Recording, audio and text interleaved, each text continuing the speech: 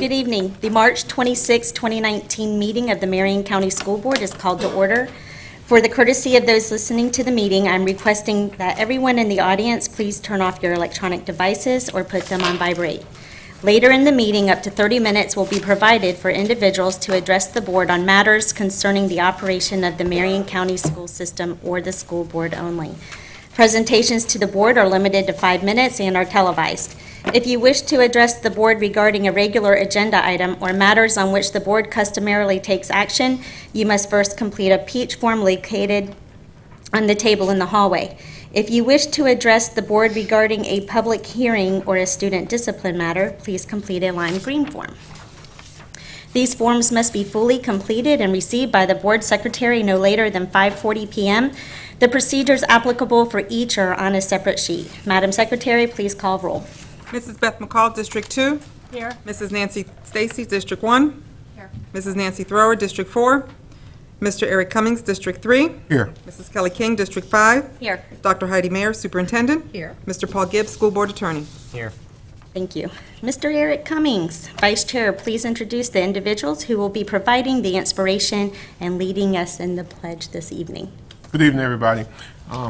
It's an honor and a privilege to be able to present this group of young people and older people that are coming in the door right now. I want to introduce the Psi Chi chapter of Omega Psi Phi Fraternity Incorporated and the young mentoring group called Focus. They're being led by Mr. Falk, Ronald Jones, who's an assistant principal at Fort King Middle School, Mr. Ronald Matthews, who is a teacher at Bellevue Elementary, and Mr. Barry Davis, and DeJuan Mills, who teaches at the College of Central Florida. They're going to lead us in our inspiration and our pledge.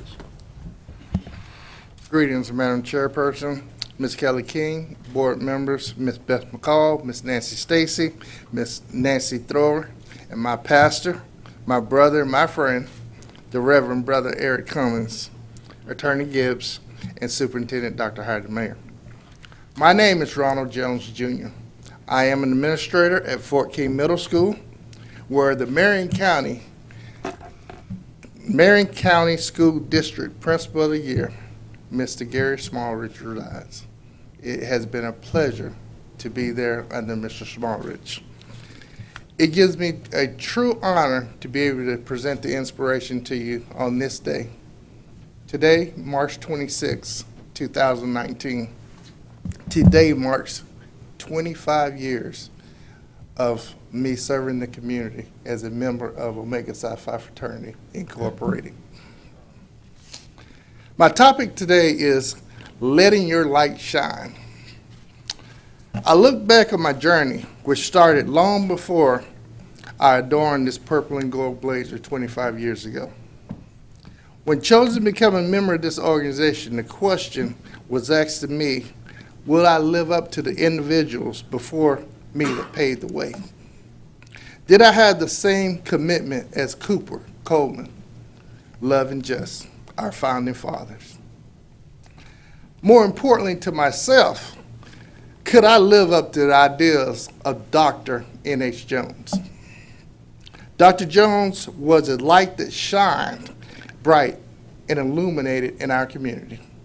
Dr. Jones shined his light so bright, he shined it on a mentor of mine, Mr. Edmund Fordham. Mr. Fordham, the godfather as we call him, he was the principal of Dr. N.H. Jones when I attended there. But the likes of Brother Fordham, Brother Reeves, Brother Vereen, and Brother Wise had their light shining so bright that a young elementary student like myself was able to know what service to the community was all about. Omega Men have been in the forefront of Marion County neighborhoods for years.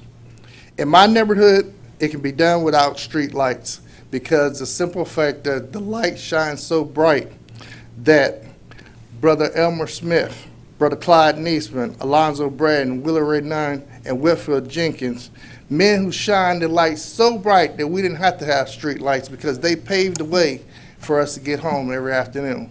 They paved the way in our community so we can know what we were to do.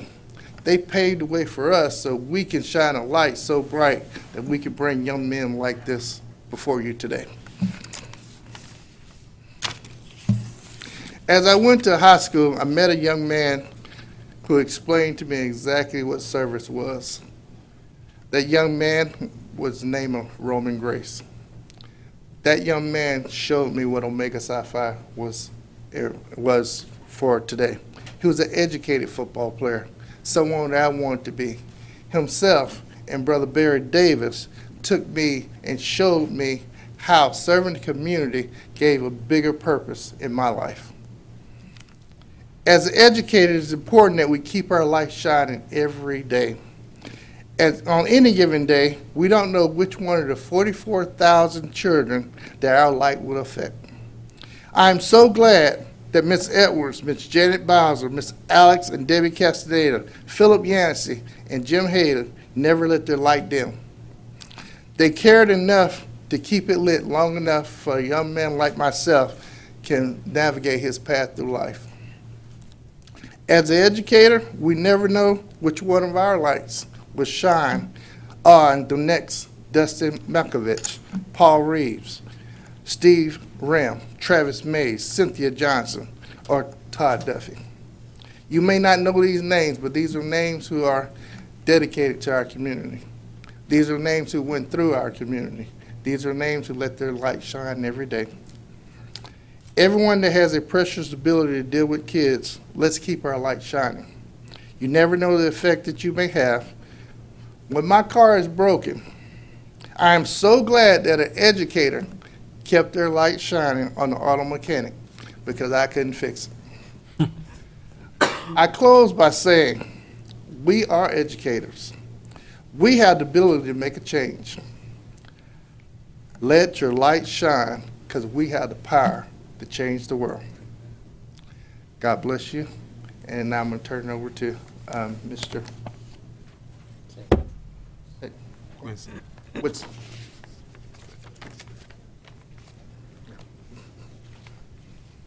How y'all doing tonight? President of Focus, name's Quincy Jones. Focus means, the F stands for focus, O stands for organize, C stands for community, U stands for uplift those who, can't or don't have as fortunate as we do, and S stands for strive for success.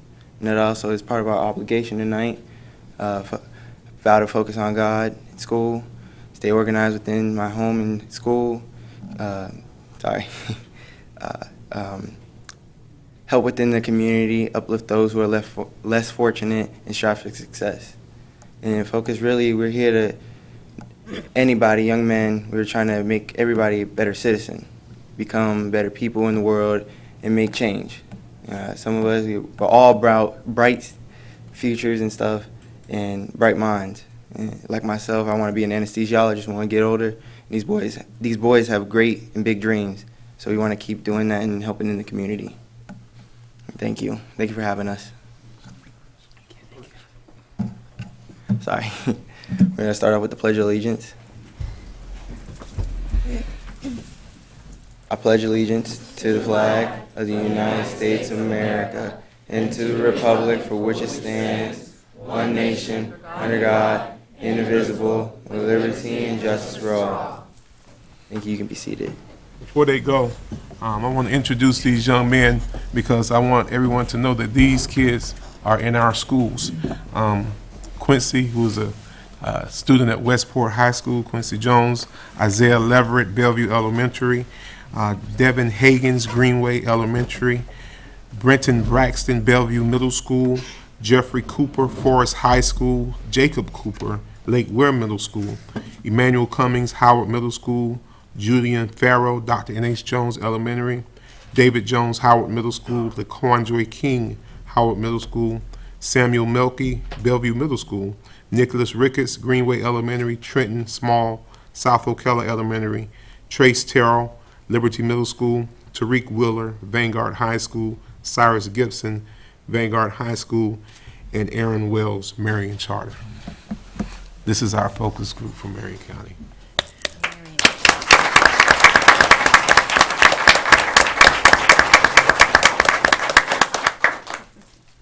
Get them to turn around, y'all take a picture. little ones.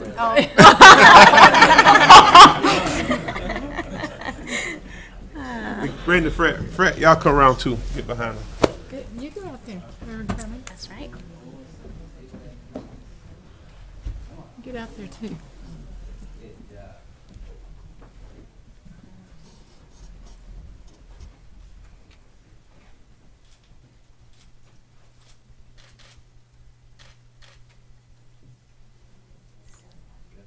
Thank you.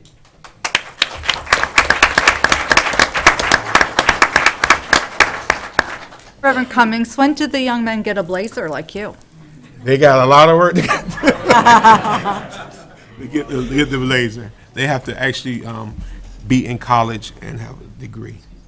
And then they earn that, and they stay? Yes. Awesome, awesome. So where do they meet? How do they meet? We can. Okay, good evening. Quite sure protocol has already been established. My name is Cameron Matthews. I'm a middle school teacher at Bellevue Middle School. I meet with focus group, or the gentleman that's involved in my fraternity. We meet with them twice a month at my business downtown, Ocala. One Bad Cut. I've been there 30 years, and I've also worked within the community for the last 30 years. This is our passion, and with the men that you see here in this room, we have a total of 37 boys, so we couldn't get them all in here tonight. Yeah. But I assure you that as hard as they're working, they're going to be pillars within the community, and we just keep doing what we're doing. Can I ask some questions? Sure can. When you meet, you is it a service club, or tell me about it so other young men can maybe get involved, because this is really nice for young men to have male leadership that's adult leadership, because in these days it's really hard for children to grow up. Sometimes there's just so many issues everywhere, and to be able to bond and have camaraderie with like-thinking people. How do they get involved in maybe other schools and maybe other chapters, and what do we do when we go to our meetings? Great question. Some of the things that we do to incorporate with these children here is teach them daily activities such as tying a tie, balancing a checkbook. We take them out. We're going to be taking them to different colleges to visit, things of that nature. What I can do is, with Brother Cummings, we can give you the information as to how that anybody, because we're looking to take as many children we can. Each one teach one is our motto. So if we can go back and help each every child that's in the community, that's what the goal, that's what the focus is. Last year, we started with 7 boys. Now we're to 37. It's not an act of us. It's an act of the parents. Because the parents this cannot be possible if it weren't for the parents being involved in it as well. So they buy into our concept. We take these young men, mold them into better men, and it'll be a product thereof. Well, I remember when I was growing up, there was, the Kiwanis, was it Demolays, or what was it there was Key Club, that the Kiwanis, I know my husband was involved in it. It was kind of a similar type thing where They still have that. wasn't it very similar? They still have it. But it's not as active as it once was. You don't hear about it as much as when I was growing up many, many years ago in the 60s. It was a real popular group. And so it's nice that something new has started, that they can get new energy.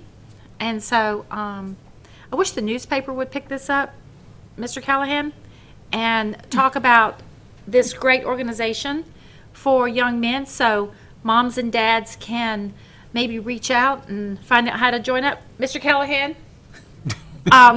So anyway, I thank you so much, and I thank the dads for all they're doing, because this is just critical for young people to grow up with great mentors like you. So thank you for what you're doing. Thank you so Mr. much. Callahan? Thank you. Thank you. so much. All Thank right. you, guys. Let your light shine on, guys. Thank you. Thank you. Thank you, folks. Thank you, all.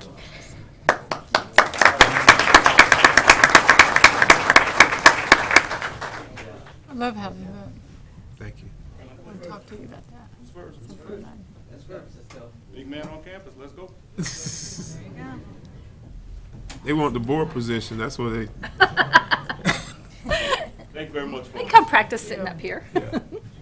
With the exception of items C14.3 and C12.1 that have been pulled and placed under discussion, I recommend approval of the agenda for the March 26, 2019 school board meeting with the materials in the board packet. Those materials distributed to board members at the meeting and the audio recording included as part of the official record of the meeting. May I have a motion on the superintendent's recommendation? So move. Moved by Ms. McCall, second by Mr. Cummings. All those in favor signify by voting aye, and those that oppose, like sign.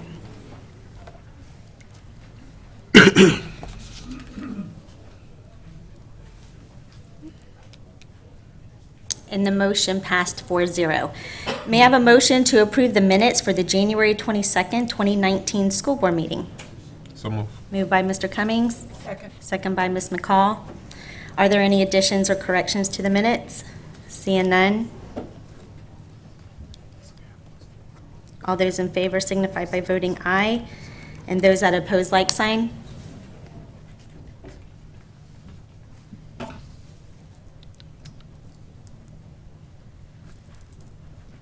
The motion passed 4-0. May I have a motion to approve the minutes for the January 22nd, 2019 special administrative briefing and work session? So move. Moved by Ms. McCall, second by Mr. Cummings. Are there any additions or corrections to the minutes? Seeing none. I'm sorry, was this for the 22nd or the 23rd? It was 22nd. 22nd still, okay. Yes.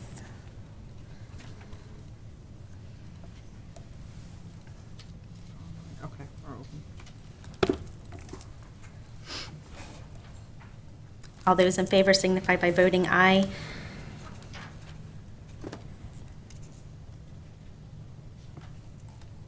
And the motion passed 4-0. May I have a motion to approve the minutes for the January 23rd, 2019 special administrative briefing and work session? So move. Moved by Cummings, second by McCall. Are there any questions or additions? Seeing none. All those in favor signify by voting aye. And the motion passed 4-0. Ms. Teresa Bostonellis, Chief Financial Officer, and Ms. Kristen Corrigan, Internal Auditor, please come forward and introduce the individuals to be recognized for excellence in bookkeeping. Madam Chair, Vice Chair Cummings, board members, Superintendent Mayor, Mr. Gibbs, and Mrs. Martinez Lopez. Good evening. We are really honored and we appreciate the opportunity to recognize excellence in bookkeeping at our schools with their internal accounts. And we have a nice group tonight, so I'll defer to Christine to tell you a little bit more about them, and then we'll bring them in and present their certificate for excellence in bookkeeping for tonight. Good evening, Superintendent, Mayor, Board Chair, Mrs. King, and board members. We would like to recognize specific schools tonight because they have now achieved what is called a perfect audit. A perfect audit consists of having no findings for the school year, which means that they met all of the Red Book requirements, the Florida statutes, and state policies that we have in place. The certificate that they're receiving tonight says Award of Bookkeeping Excellence presented in recognition of achieving an audit with no findings for there's 3 different years included, so the 15-16 school year, 16-17, or 17-18 school year. It is signed by Dr. Heidi Mayer and our Chief Financial Officer, Ms. Teresa Bostonellis. I just want to start out by saying congratulations for this huge accomplishment for all of them. Each one of them have worked so hard for this, and they should be very proud of what they've done. I would like to call up each school, provide them with a certificate, and have them stay up front for a photo at the end with you guys, at the front with you guys. Would the following individuals come forward as you are called, and please stay up for everyone, with everyone else. There are 14 schools tonight, so there's going to be quite a few people. So College Park Elementary, for their 2015-16 audit, prior principal, Ms. Cassandra Boston, current principal, Ms. Teresa Forsyth, and secretary, Ms. Christine Boiselli. Madison Street Elementary, For their 16-17 audit, prior principal, Ms. Kendra Hamby, current principal, Mr. Ryan Bennett, and secretary, Ms. Michelle Knowles. Marion Technical Institute, our only high school, for the 16-17 audit, prior interim principal, Mr. Michael Fritsch, and current assistant principal, Ms. January Trapp. The secretaries had other obligations this evening and were not able to attend tonight. Stanton Wearsdale Elementary, for both their 15-16 and 16-17 audits, prior principal, Ms. Deborah Riedel, and current principal, Ms. Cynthia Brody, and secretary, Ms. April Stage. South Ocala Elementary, for their 16-17 audit, current principal, Ms. Stephanie Callaway, current secretary, Ms. Valerie Landreth. The prior secretary, Ms. Kathy Shively, was able to attend tonight. She has retired. Anthony Elementary, for their 16-17 audit, principal, Mr. Matt Johnson, and secretary, Ms. Maria Cabrera. Spar Elementary, for both their 16-17 and their 17-18 audits, Ms. Gay Street, principal, and secretary, Ms. Maida Hanson. Bellevue Santos Elementary, for their 17-18 audit, Ms. prior principal, Mr. Brian Green, and current principal, Ms. Ashley Kemp, and secretary, Ms. Laura Gates. Howard Academy, for their 2016-2017 audit, director, Ms. Cassandra Boston, and clerk specialist, Ms. Larissa Scott. This is going to be fun. Shady Hill Elementary, for their 2017-2018 audit, Ms. Deborah Riedel, and secretary, Ms. Chandra Kiner.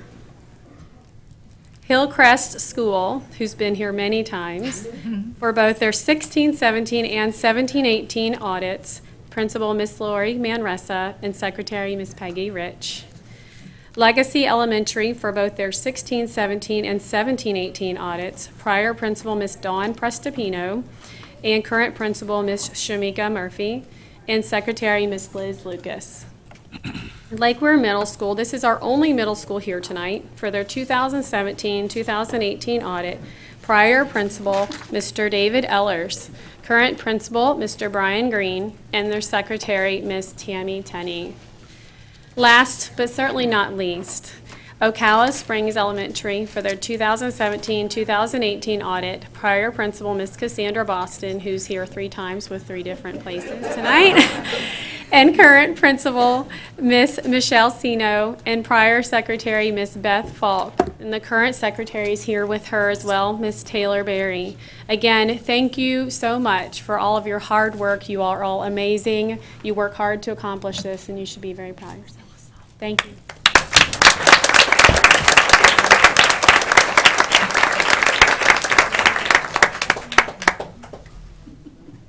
Next time we'll do 2 photos. Okay? All right. All right, you done? Okay. Thank you, guys. Thank you all so much. Thank you all for your hard work. Thank you so much. Quite an accomplishment.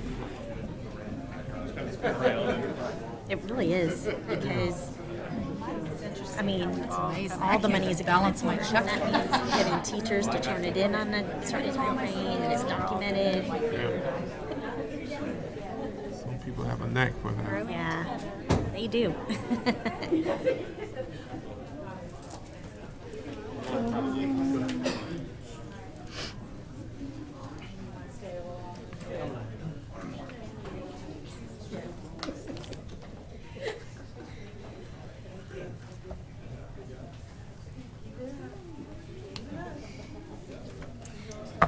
Mr. Mark Vianello, Executive Director of Career and Technical Education, would like to recognize the partnership between Chamber and Economic Partnership, CPE, and Career and Technical Education, CTE.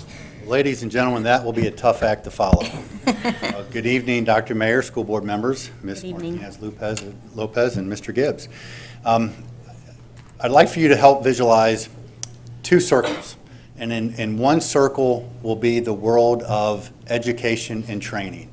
And then in the other circle is the world of economic development and workforce development. Now, when these 2 circles stay in isolation of each other, we collectively are not as good as we could be.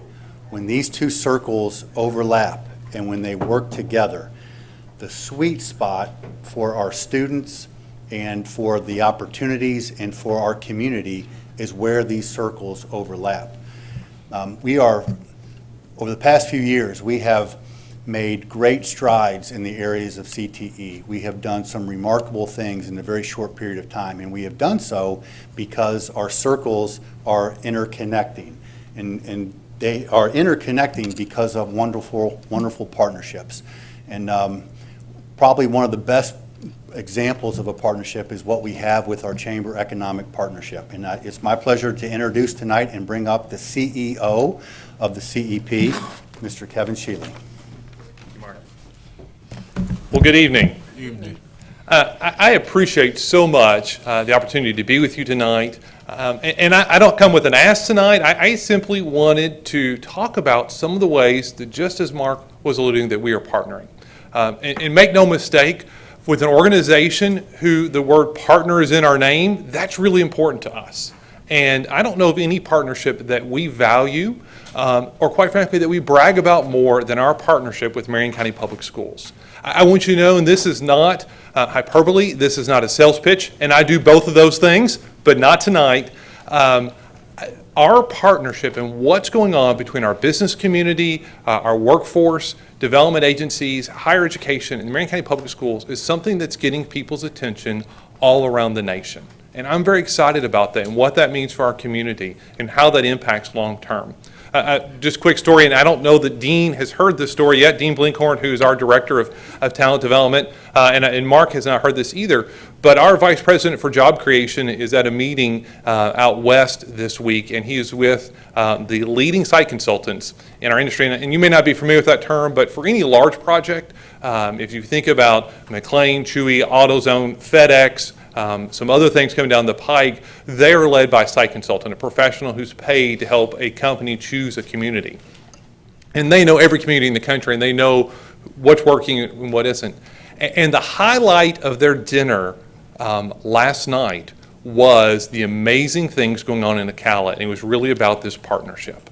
And I have to tell you, that is the greatest tool we have to continue to see growth in our community, is this partnership. And so thank you for allowing us to partner with the schools and the great things happening. I just wanted to highlight some of the things that we have going on, so make sure you're aware of those.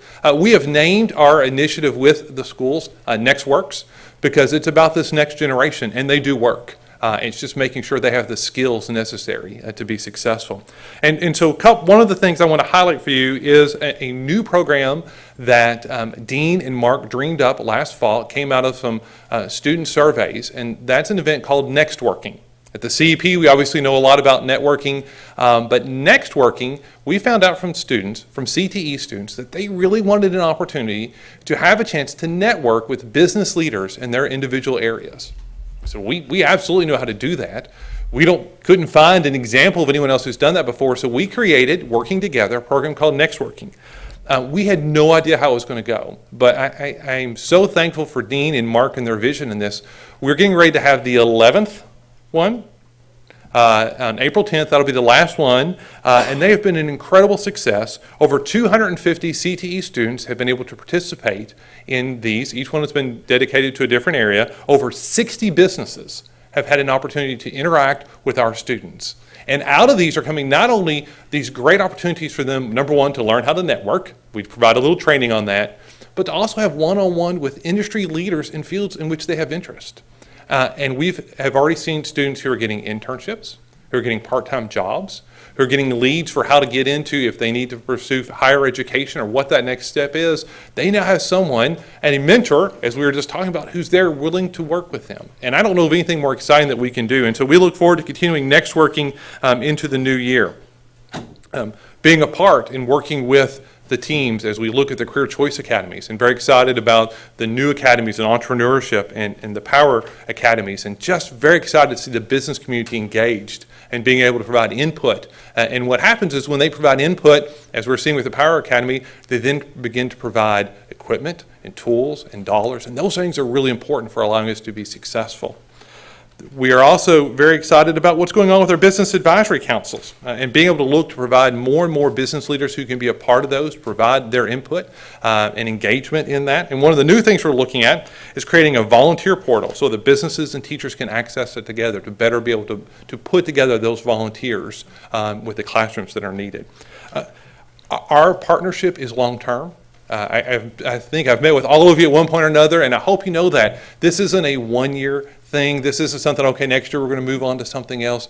Our board, when we decided that we were going to get engaged in partnering with schools and partnering with our students, that this is a long-term commitment. And so we are committed to being here long-term and partnering. Obviously, CTE is our primary area, but really across the board with our schools and being a great partner. So I want to thank you all for allowing us to partner with you. If you have any questions, I'll be happy to answer those, but really just an opportunity to thank you and to talk about some of the things that have been going on. Ms. McCall? Mr. Shealy, I want to thank you and your board of directors. For those of you in our viewing audience, and maybe some of you out there, this is not the norm in most communities. Most communities, the workforce community and the school community is very separate. So I want to thank you and Dean Blinkhorn for the vision, and Mark Vianello, the vision to have this collaboration and this partnership, because it can only help our community and only help our students. So thank you for your commitment, because I know that it comes from the top down. So thank you for the collaboration, for the wonderful partnerships. I love the idea of the next workings. I hear great things when I'm around the state about what's going on in Marion County. We're being talked about a lot. Our CTE program and this partnership, we are being talked about. So thank you. Thank you all. I'd like to say something too. Since I've been on the board, I've watched Mark Vianello as he has just whatever his duties were at the time, he did the best job at what he did as I've been on the board, and he's worked through different positions, and he was always just so helpful and prompt to call me back. And then when he was put in charge of this vocational education program and everything, it shows you what a leader he is. Because a leader knows you're a leader. You know you're a leader when you look behind you and there's so many people behind you following you. And it's so wonderful that you're a leader, Mark's a leader, you're a leader, then behind you are people behind you. We have leaders in charge of this program. And that's the reason it's successful. And thank you so much. Well, I appreciate that. And, I think it is very exciting. I want to follow up on something. You said something Ms. McCall said. I think part of what's really making our system stand out in this partnership is when we look at the school system and we look at, in particular, CTE and the Career Choice Academies, and we look at the CEP and what we're doing on business attraction and retention, and we look at the city and the county and their priorities, and we look at Career Source and their priorities, and we look at our higher ed providers, College of Central Florida primarily, everyone's moving in the same direction. And there is nothing that can beat everyone moving in the same direction, the momentum that gives us and what that allows us to do in our community. And it takes a lot of leaders and all of you for us to be able to accomplish those things. So thank you. I'll just echo what Ms. McCall said and Ms. Stacy. Marion County is unique because there are so many moving parts of our county that are all working together. So, I mean, from CEP to the sheriffs, the law enforcement agencies, we're all working for the same goal. So I thank you for that collaboration. That makes getting things done a lot easier and a lot better. So thank you, guys. Thank you, Mr. Blinkhorn. And we always know who to call. Yeah. We know who to call. And it's never a wasted phone call. No. Thank y'all.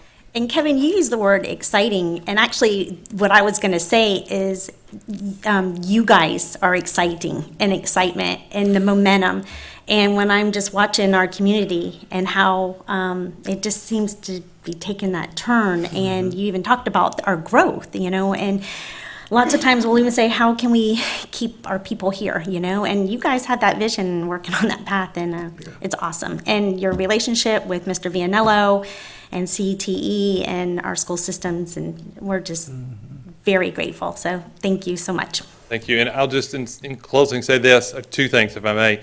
One is, we're just on the cusp. There are so many more exciting things happening. So I look forward to being able to partner with you all and the CEP and all of our partners to continue to move us forward in really exciting ways. And then lastly, and this is completely personal, I will see, I'm assuming some of you on May 18th, I have a senior who'll be walking across the line, so very excited. And someone has said, well, you're not for college education. No, I'm all for college education. I'm all for giving kids choices and understanding that there are a lot of choices out there. And so I have a son who's who's got lots of great college choices, and I'm excited about that because that's the best option for him. But thank you all for all that you do in your service, and we look forward to continuing to be able to partner. Thank you. Thank you. May I have a motion to adopt resolution number 19-03 to receive designation as a school district police department? So move. Second. Moved by Mr. Cummings, second by Ms. McCall. Before we vote, I would like to have some discussion on this. I don't know if you guys have read the resolution on there, and it was said in the resolution, I don't have it pulled up in front of me, but basically to have a police department. And it was my understanding that when we discussed this as a board a few weeks ago, we did agree to the designation, and I even pushed for this designation. But I had no intent or intentions of having our own police department. So there are a couple things that I would like to address. One, this afternoon, I had received an email from Alicia Kennedy Walker, sorry, not Kennedy. And actually, now that I see Mr. Woods, Sheriff Woods, I'm going to ask that maybe you could please come to the podium and help make sure that I explain this the correct way, because he has done some research between the last time we have met. And the purpose of this designation was that we could receive, or, our safety director could receive information that was not redacted. So, Sheriff, if you could explain what information you have found out since then. Well, since our last meeting, it bothered me that in the past, we gave reports, and all of a sudden, we had to stop. So I had my attorney research it, go through it. Basically, what it says is the statute does allow us to give from one government entity to another government entity, which y'all are, unredacted reports. Now, there are some exceptions, just like for any general public, regarding the sex offenses and the child's names.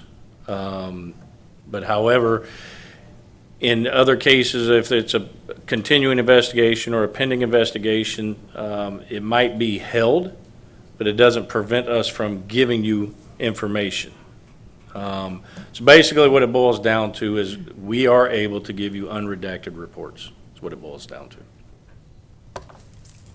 So we just never have So- been able to get them? So I need a little help here, because the reports were redacted before because of FERPA.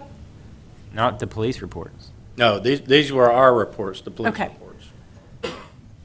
All right. Under, under the law, we have to redact certain information when we give a regular report, give a report to the public or even to the media. There's stuff that gets redacted, but because you are a government entity, we are not bound by that. You are the exception to the rule, so it allows us to give you the full report, basically.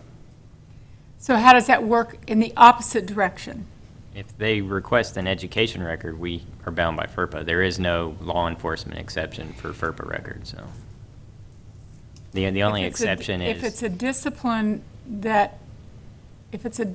record that they need in order to fulfill their investigation. Classified as an education record because we're disciplining them and it's covered by FERPA. So would this classification allow us to give law enforcement what they need? No. It's still an education record. If it's disciplinary and it goes into an education record for a student, it is classified as an education record of that student. FERPA protects education records, so we would still need to subpoena. There is no exception for law enforcement in education records under FERPA. Can I ask a question? Yes. Okay, so, I I understood, I remember some conversation about having access, please stay, might want to talk to you. Some discussion about receiving some grants Grant money. and that sort of thing. So, in what way, I mean, is that the case where we will have more access Can Dennis and Yeah. Teresa come on up, please? to grant and for grant monies and stuff? Will it open that door? Right, because if we go back to the work session we had on March 7th, I think my exact words were, as the sheriff was standing here and he went to leave, I said, no, hold on. Let's make sure that we're all good with the resolution because I don't want any drama at the board meeting. So we mentioned that we would have grants, and Dennis is going to speak to that. But this, can we go back to, was there anything else in that email that you mentioned that we need to address? No, our biggest concern for the designation was that we couldn't receive the information unredacted. It has since come to our attention that we can receive that information unredacted.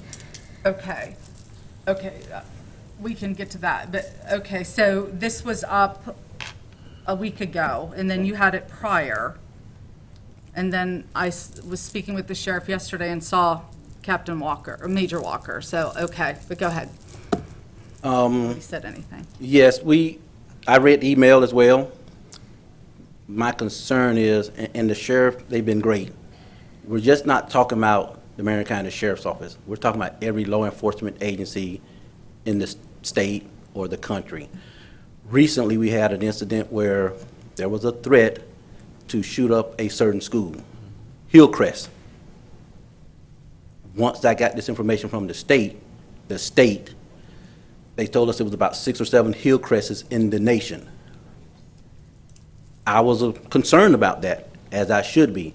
However, I wasn't given the information, so we couldn't proactively do anything or pursue anything for our particular school, which is named Hillcrest.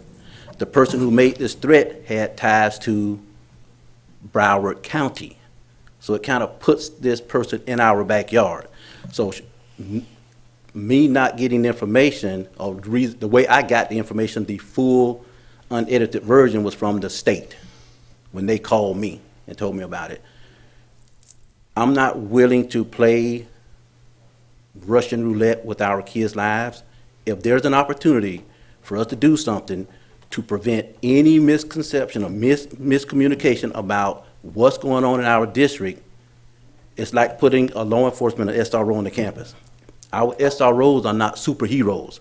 They don't bring out a cape and block bullets. They are heroes because they run to danger. This is not fiction. They are human. We have to add pieces to them to help them to secure our schools in a better way. And this is all this is. This is just an added way of protecting them by making sure that we get information to protect them, our students, and our staff, so that we're all communicating. If it's all about the safety of the kids, what is the problem with having something in place that's going to allow me to fulfill my obligations as the Safe Schools Coordinator or Director? And then the Period. grant money as well. And there's opportunities for us to receive grants to be able to, because again, these men and women are on these campuses. Nothing is stopping people from attacking them. We just had on the anniversary or the eve of 3 officers in another county who was ambushed in a restaurant. If someone has an intent to do something, they're going to do it. But we cannot continue to have these roadblocks in our way to prevent us from having access to different things that's going to give them the tactical advantage. There's no tactical advantage for them if we don't put things in place to help them. Mental health is a big piece. There's opportunities for us to get grants and different things so that we can help offset their protection and the fact that they're protecting our kids and our Mr. McFadden, let me ask a question, because my understanding of that email is that there is an ability to exchange information from agencies within the state, but it does not transcend across state lines. Am I correct? So if there is something going on in another state, No, if I needed something from the state of Georgia, Correct. Arizona, like this here threat came from another state about Hillcrest. I wasn't privy to that, because whenever they see security, they view us as some security company, and they're not willing to share that information. We spoke to Alachua County about that, and they got this designation under security, school district security. They had to turn around and redo the whole thing, because when they were reaching out and trying to get information, it wasn't giving it to them, because they were looking at them as a security force and not a police So department. my question is, if we have this designation, what are the channels of communication that change? I mean, what makes it so that you can find out? Do you have a special phone? Do you have notifications? Yeah, Do you have- there's some things, there's a fusion center. Am I correct? There's a fusion center that sends any type of threats to local law enforcement. It could be pertaining to schools, it could pertain to anything. I don't get those. Although it's could directly affect our schools, we're not privy to that information. And this designation opens us up to, from my understanding, this designation opens us up to getting more information. More information. In conjunction with all the other local law enforcement agencies within the county, correct? County, state, they will share this information. National. Yeah. And the sheriff has been great. They have been giving as much as they can as far as the law allows. But if the law don't allow you, and again, we've had too many instances on our campuses where sexual battery suspect shows on campus with sexual battery victim. And that's unacceptable. Because if we don't know who the names are, we can't separate those kids. So as long as we make it very clear that it is not to establish a police force. And we made that clear. We just. We made that very I clear. said that on March I mean, 7th. I said Okay. it this morning at our meeting. On the resolution, it says that we will have a police department. And to me, that's a police department. And there's also wording on here that opens up the door. And I agree. I mean, safety is number one for our students, but we're in the business of academics. And that's why I thought we were going to sign a 3-year contract with the sheriff, and let law enforcement do their job. Because what I see is if we have a school board and the sheriff's office, and we're both police departments, who makes the calls, what happens? I mean, there's a lot of uncharted territory, and I will not vote yes to us having a police department. Now, if we would like to change the wording, which I also, before the, What's the wording? I thought the wording said police designation. But it has to. It has to be a designation to. The designation is the process. Correct. That is obtained by the FDLE and the FBI. Yes. So the designation is just the process. The name itself has to be police department in order to For the get the exchange of information. for the exchange of Because information. other districts, or other agencies aren't going to share that information with us, because you're not considered a police department if you don't have that in your title. And I mean, the contract is, for the sheriff is going to be signed. We'll totally agree with that. So where did the wording come from? Where did this wording? The wording come from, we got the wording from staff attorney, who we reviewed other districts. Where did the wording come from? I used other districts on their resolutions. That's where I used as samples to generate the resolution language based on that. And then I sent it through everybody, and it came to the work session. So. And remember, Putnam County has had a police department for 10 years. The Putnam County Sheriff's Office is still in their school system. This has nothing to do with trying to create a police force. I mean, I'm all for having the SROs in the school. We've talked about it. We've discussed it. There are some things that we're working out now as far as the.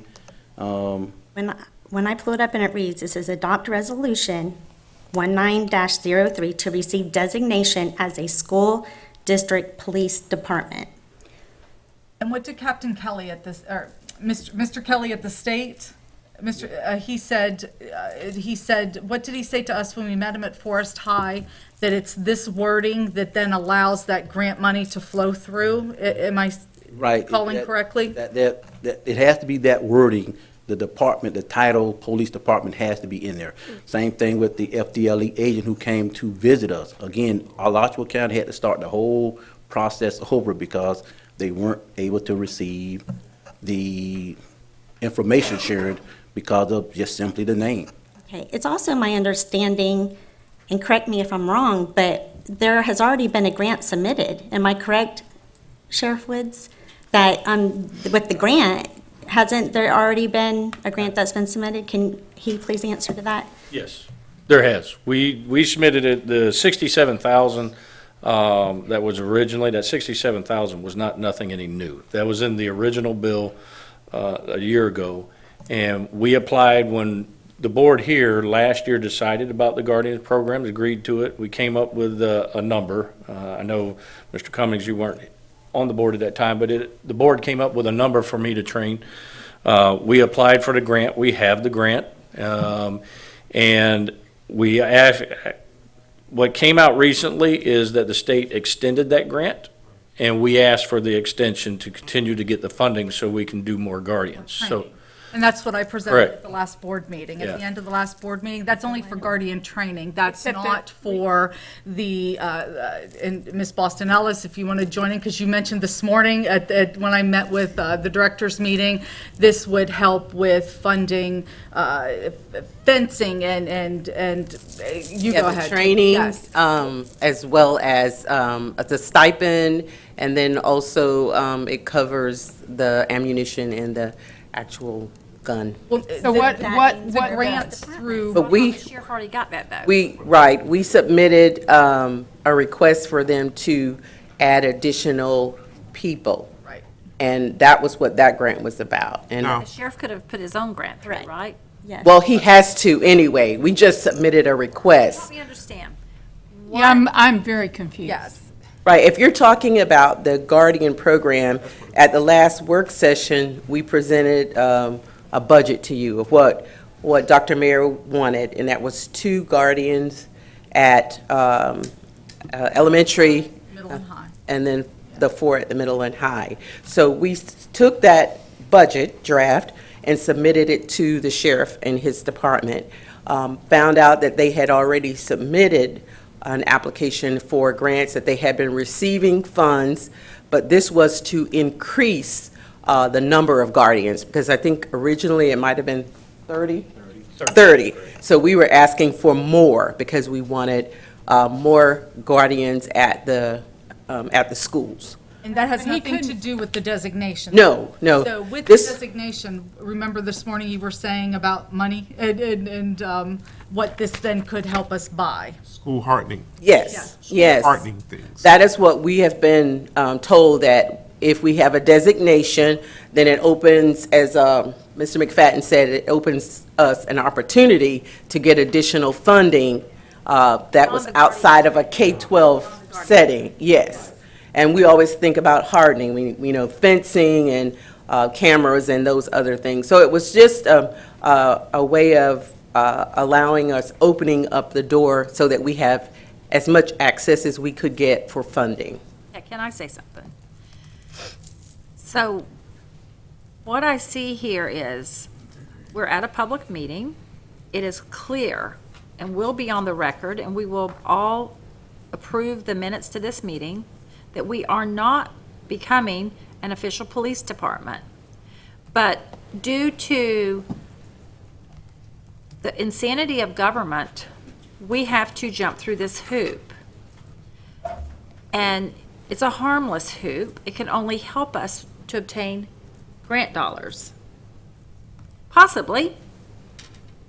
And for my part, I will say, as long as I know we're not generating a police department, and that we can use this title that government has given us, and it's more or less, kind of like an imaginary thing. But fine, I'll be for an imaginary thing if we can get some benefit from it. So I will support the resolution. So, and so here may be a way to fix it, is that maybe we should have a policy, a school board policy on this particular resolution. Paul, I don't know if we can do this or not, but within that policy, it is very, very clear that we will not form our own police department, that we will work with our current law enforcement, that this is strictly a designation to get more information and possible grant dollars. And then we have a policy on that. I'm comfortable. I understand where Ms. King's coming from, saying that future boards might read this and see. So we have to find a way To clarify. to put it into policy that that is not the designation. And I want to be real sure, I want to be sure that we're doing this because pretty sure there's grant money out there that we can apply for if we have this designation. I mean, I'm looking at this resolution, and the resolution is specifically stating what it's for. The second whereas says it's for FDLE to be an originating agency. The third whereas says it's to establish a Marion County School Board Police Department to effectuate the intent purpose of the resolution. I mean, I don't see where it's establishing, it's using the word department, but it's not saying where we're establishing a force. The money that we were talking about was supposed to be for training of the guardians. That was not to establish we've already discussed that security force. That was shot down a way ago. So we've been dealing with just the guardians. So this is just so we can get some money for school hardening. There's some locks that need to be done on some doors. There's some hard corners and stuff that need to be done. We got to come up with money to get that done. And I don't disagree with that. And Mr. Gibbs, can we turn this resolution into a school board policy? I don't know about turning the resolution. You can certainly have a policy that says the district does not intend to start a police force, if you want to use that term, and have that. You just put a whereas, whereas is not the intent of this resolution for this to be a police force. Just add a whereas to it. Would that satisfy? Can we do a whereas? That would do it. Yeah. The sheriff is the chief law enforcement officer of this county. Correct. We absolutely need him regardless of what. We cannot do anything without him. Correct. And his people. So therefore, I mean, if the sheriff feels comfortable doing MOUs or anything we need, we have to, if something happens on our campus, the sheriff is in charge. I made that perfectly clear to every principal. Two questions for the sheriff. Sheriff, if we put that language in this resolution, are you comfortable? That I would be real comfortable with. Okay. So we put a whereas, really will. where it is not the intent to start a police force. Correct. We need to do that and just move on from this. Because I think we're going to be missing deadlines on getting money we are. and stuff that I we need to agree. get done for the schools. I'm good with that. If you put in a resolution that there's no intent of creating a police force, I'm good with it. All right. And I would like to thank Ms. King for bringing this forward for us so that we could have this discussion and get this clarification, because we don't need the community to hear that we're starting a police force here. Right. And so I'd also like to thank Dr. Mayer and her staff for bringing this possibility towards us, because we're living in a world of unicorns anymore. And so we need to grab onto any star we can that might give us money. So I think that, I agree. If we can put that in here, I'm for it. Madam Chair, can I take a minute, being we're kind of hit a topic on one thing, because I wasn't at y'all's last meeting, because I heard some questions that were brought up, especially about the grant and the Guardian program and the stipend. Just so y'all know, they didn't get back with me. Actually, Jerry Holland was sick today, so he didn't get to find out. I had him research, and if they don't have or haven't already been given the $500 stipend out of the grant, they will be given it. So any new guardians will be given the $500 stipend that's out of the 67 million portion that we take out of it.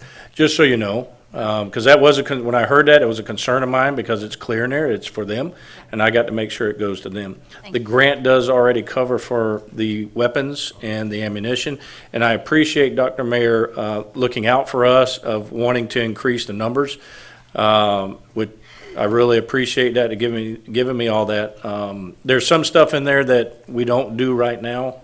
We don't give them for obvious reasons. We don't want them identified easily. But I wanted to clarify that, so you know that what it's going to, and that we're trying to get, and we're getting names, and it's being covered. So the grant covers it. Now, I do have a question, because I am ignorant of this, and I apologize because I didn't know these type questions would be brought up. My grant person is not here. Were you saying the grant for the guardians would cover the hardening?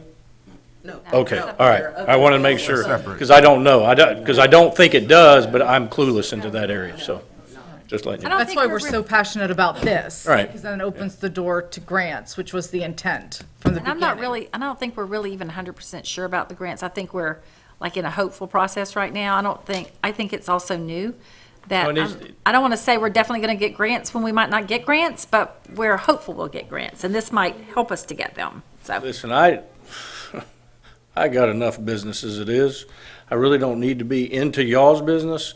But however, the issue about the police department, that's not a good thing.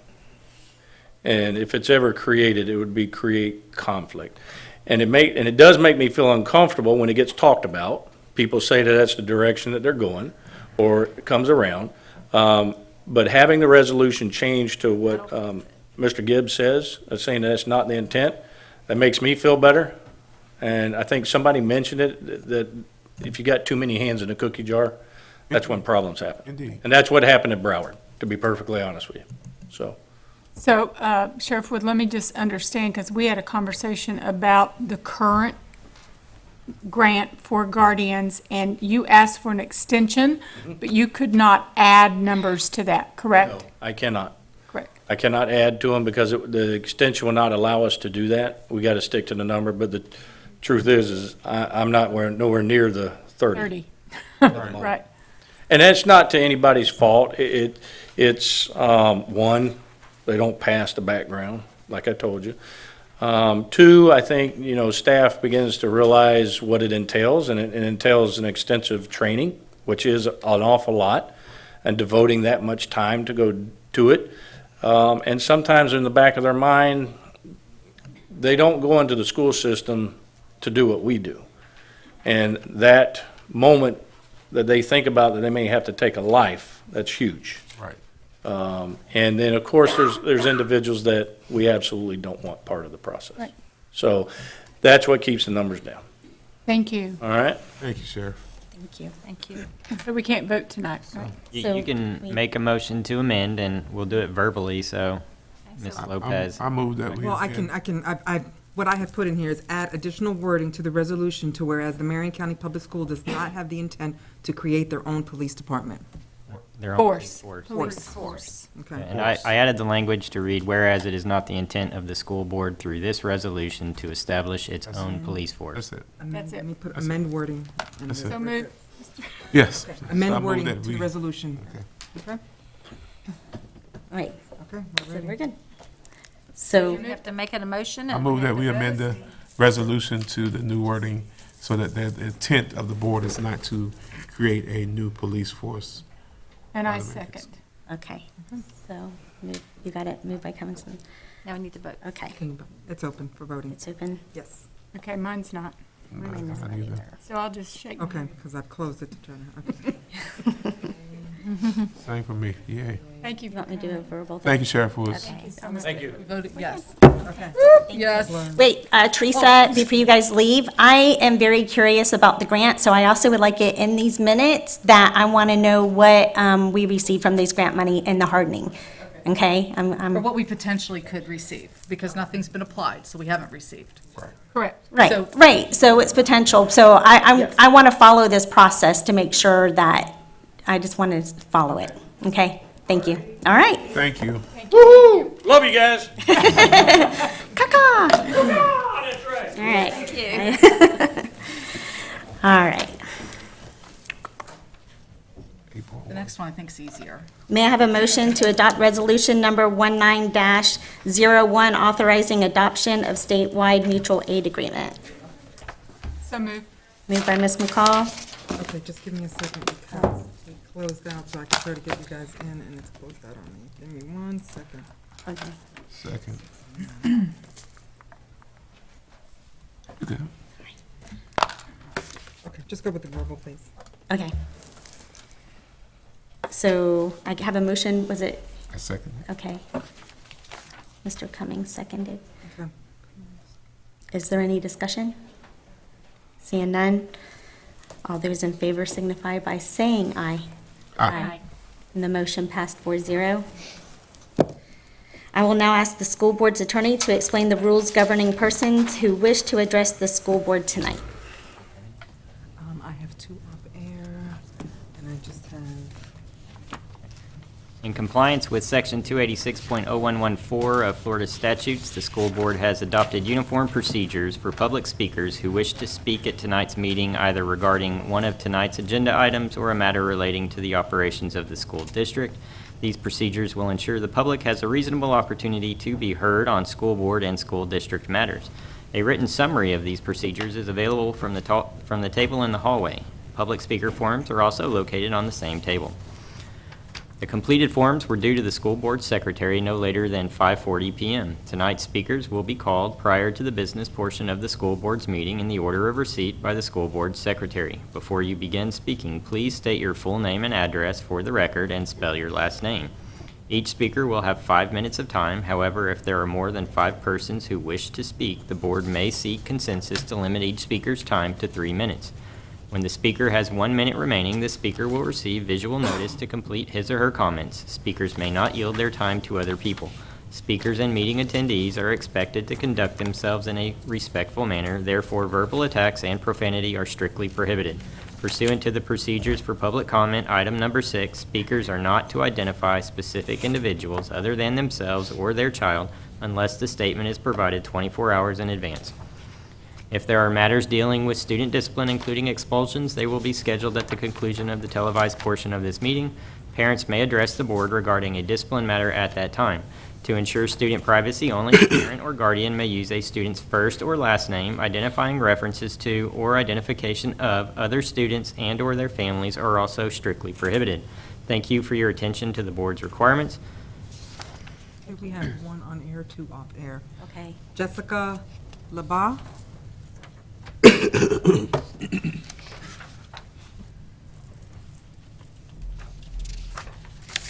Good evening. I'm Jessica Labat.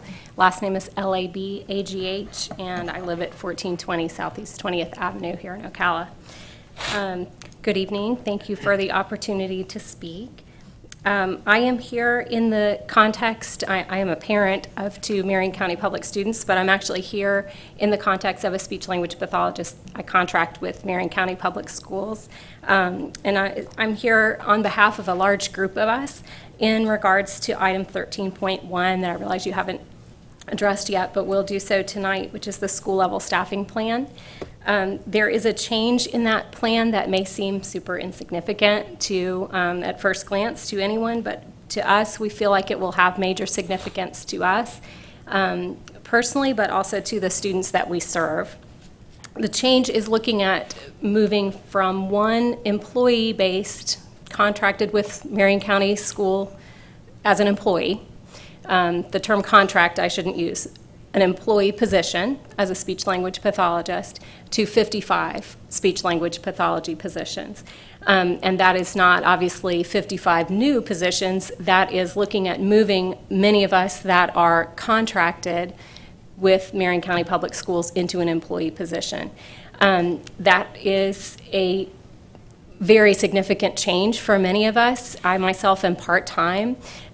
Those 55 positions are not entertaining a part-time contracted therapist.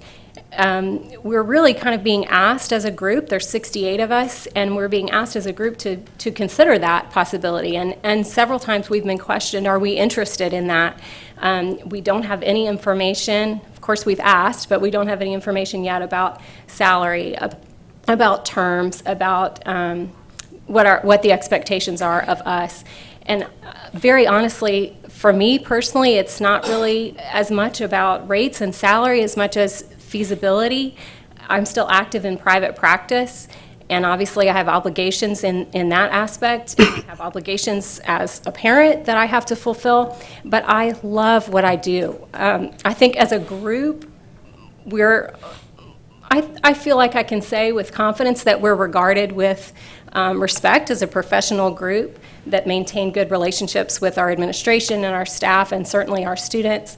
But we all have different positions. We all have different needs as far as how we can serve Marion County. In my personal situation, I have part-time availability. I would really be sad to give that up. But when I look at it from Marion County's perspective too, I'm a part-time person that is paid on an hourly rate based on my productivity. I see benefits in that on Marion County's perspective, or from Marion County's perspective as well as from mine. So our workforce, the 68 of us, many of us are contract. I believe right now there is the one therapist that's employed through the school system. And one of our tech-savvy therapists kind of polled our group to see where we stand on that. 70% said that they are not interested in a school-based position. 20% are employed by contract agencies. So they are an employee of an agency who then has a contract with Marion County Public Schools. Those people all have do not compete clauses that specifically state that they cannot be employed by Marion County Public Schools. So I think as a group, we have our own personal concerns, but as a group, our main concern is that we're going to lose a large chunk of our available therapists in town, either because it's not financially feasible for us to take what is essentially going to be a large pay cut, or it doesn't make sense logically for us to do that. And as professionals, we have to do what makes sense for us. As a profession, we're marketable in several different venues besides the school system, and those areas are in critical shortage just as our school-based therapists are. This year, we've operated with 4 full-time positions vacant, so we've all covered for each other. We work well as a team to do that, even with the contract entities and not just the employees.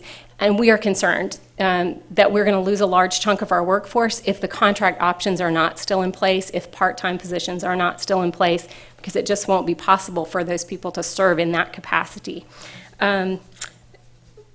As a business owner, I do operate a private practice in town, as I said, and we have employees, and we certainly have weighed the pros and cons between contracting services out and taking on the employee responsibility that comes with workers' comp and liability and benefit packages. So I encourage you to consider those things, as it seems like a very insignificant portion of the staffing plan, but I believe it's going to create a staffing shortage in a federally mandated area. Thank you so much. Thank you. That was good. All right, so Well, as it's a not on board, tonight's agenda, and I think we need to get all the facts and information. I agree. And as a board, we did ask those questions, and we were told differently than we were just told. Well, I think we need to we need to sit down and really look at the numbers and the facts and weigh everything. Isn't that 13, item 13.1. It is on the agenda. It is. 13.1, school level staffing plan. Oh, it is? Sorry. Yes. Just Well, went right by then that. I think we Can we, need to table that. we do need to table 13.1. Do you have So to we'll- table the entire staffing plan, or can you amend it and take out this issue and go with the rest of it? What do you guys want to do? Do you I'm want to? comfortable with that. I've looked at the staffing plan and Because I thought when Dr. Alves did her presentation and this was brought up and it was flushed out. Well, it was, we had Dr. Alves, but I remember as a board, we specifically asked how 55 felt, and her words were, and I don't have them verbatim, but it was that they wanted it. And most of them wanted it, and when I heard the 70% number, it spoke loudly to me. And also as a board member, I don't know who asked it. it may have been me or one of you guys, we asked about even the cost of savings, because when we hear about We did. all the extras, they said we would save money, but actually, you know, when you add it all, are I we? mean, what I want to see is, what are we paying right now to contract with our speech pathologist? What will it cost us to bring them in-house? And that's the numbers that I truly, truly want to see. And we also have to think of the workforce shortage. How, if they're saying they don't want to do this, we can't fill the positions. So we really have to, we really. I do recall the conversation, and I believe Dr. Alvey said they hoped to get the 50 or whatever their number was, but that their realistic expectations was shorter and that they would have to contract for the remaining positions next year. But it would take a few years, was her expectation. That's exactly to fill right. all She those said. positions. She said that it would take several years for us to ever get to that 50, whatever number is. Here's what I But don't- we asked those questions because that was a serious concern about. Here's what I don't want to have happen. Sometimes when government gets kind of greedy, stepping into the world of private practice and private citizens' businesses, when we try to take on the business world and government tries to do it, government usually doesn't do business very well.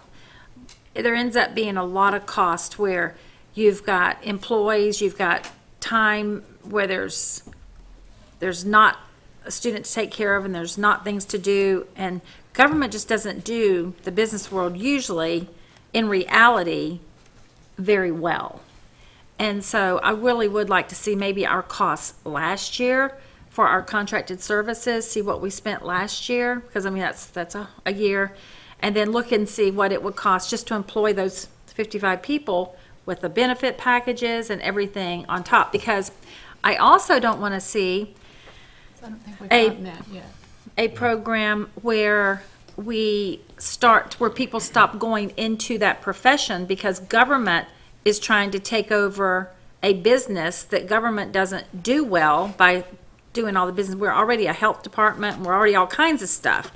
And so when we start competing with business, then business, maybe people start not going into that profession.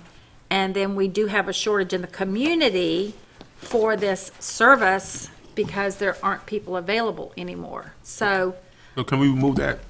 let's take that item out. Take that out the staffing plan? I'd like to make a motion that we remove that item from the You can staff. amend the staffing plan for that one item and then approve it as amended if you would like. Okay, I'd like to do that. And I will just note, there is another layer from a legal side here, because we have a lot of these employees that their only job is a contract with us. They are full-time. And from that perspective, if they're only working for us, my fear is that if we were to be sued, we would be deemed to be the employer of that individual. So now, it doesn't so much affect those who have employee contracts with an outside agency, and then that agency is contracted with us, and then But if they they're send doing- their employees to us. But if their only job is working for us, Okay, but if their only job is a 20-hour week working for us, not a 40-hour week, then they're still not a full-time employee of ours. We don't know what they're doing on the outside. So I'm going to suggest there's a lot more information. there's that we too many need on layers. this. There's too many layers to this, so I would suggest that we remove this from the staffing plan. We need a lot more information, cost-wise, your input into it all before we can make that recommendation.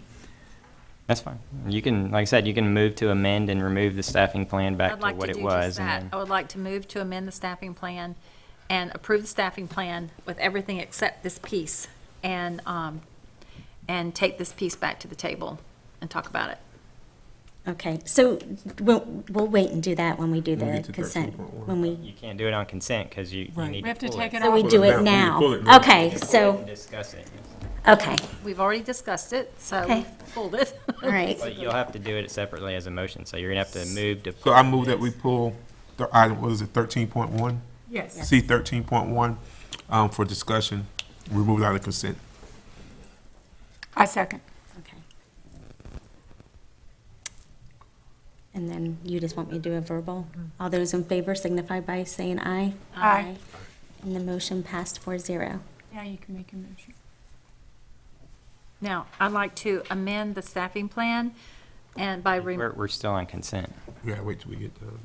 On the we're still on- agenda, we gotta do the Not, we're consent. going to do the consent, and then we'll go back to, because it's separate now. We've made it whatever separate. y'all say. All right, so here we go. So, may I have a motion to approve consent agenda items C10.1-C17.1 with the exception of item C14.3 and item C12.1 that have been. And 13. And C13.1. That have been moved So moved. for discussion. So moved. Moved by Ms. McCall, Second. second by Mr. Cummings. Okay. So we don't need any further discussion? Or- Okay, all those in favor signify by voting aye. Aye. Aye. And the motion there it passes is. 4-0. I'm putting it in there for you. Oh, okay, so you don't want us, Yeah, you're good. 'Cause I added 13.1 to it. Thank you. Okay, you're welcome. okay, thank you. All right, may I have a motion to approve the Boy Scout Eagle Badge project to construct and install picnic benches and tables at Marion Technical Institute? Oh, so moved. Second. Moved by Ms. McCall, second by Mr. Cummings. Mr. Knight?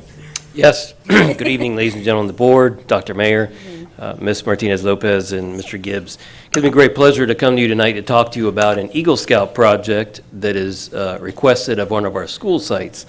As you probably know from past experiences with Eagle projects, excuse me, Eagle Scout candidates are required to produce a community benefiting project as part of their Eagle Scout badge requirements in order to obtain that rank. In this particular case, there is a project before you at Marion Technical Institute involving the installation of picnic benches and tables to be used by staff and students to enjoy our very favorable weather during our most of the year. I'm going to introduce you in just a moment Logan Baker. Logan is the Eagle Scout candidate that's going to be coming before you. I do want to let you know that upon board approval of this project, what will happen next is he will continue with the duties of engaging his troop to participate in the actual project. That's one of the requirements. Of course, he'll have to have oversight, and the facility department will be participating to ensure that any codes that become an issue are met and any logistical issues are also resolved on the school system side. So we serve as the liaison for that. So at this time, I'd like to ask Logan Baker to come up to the podium in case you have any questions for him or want to hear a little more about his project. Thank you.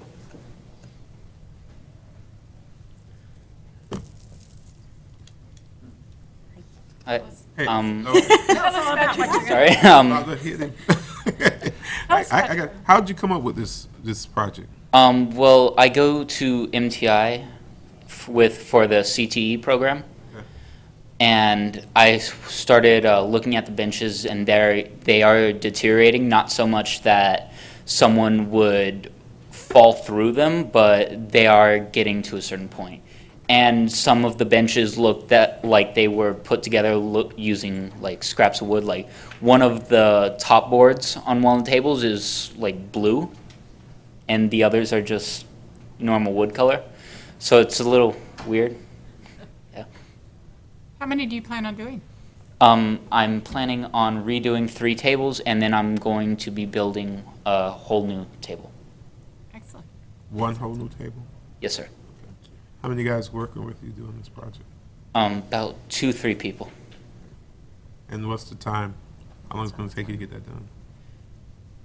Time about 3-4 work days. Really? So by the end of April. Really? That's pretty fast. We'll have to go have a picnic. Yeah. Thank you, Logan. Thank you. Is this the last project?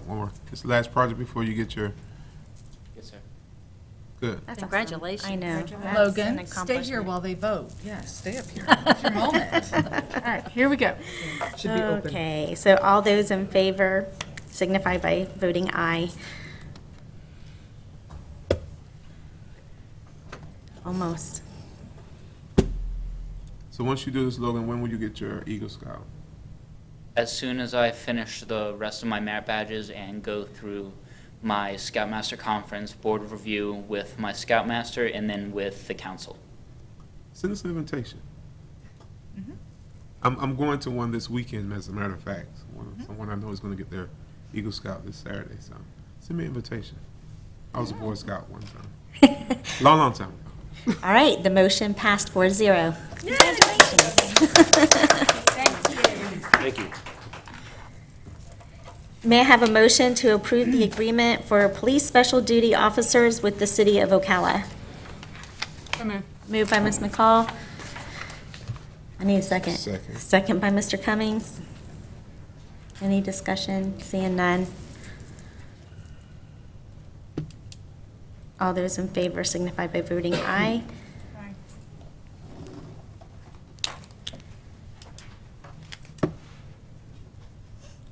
And the motion passed 4-0. May I have a motion to approve to construct an asphalt pad and resurface truck driving path at Booster Stadium as part of the CDL licensing program, project 18-121. So Moved by Mr. Cummings. Second by Ms. McCall. Dr. Mary, you have some additional remarks. Yes, so Mr. Knight and Mr. Kelly are going to give you the background on which was a problem, but we have a solution as well, so.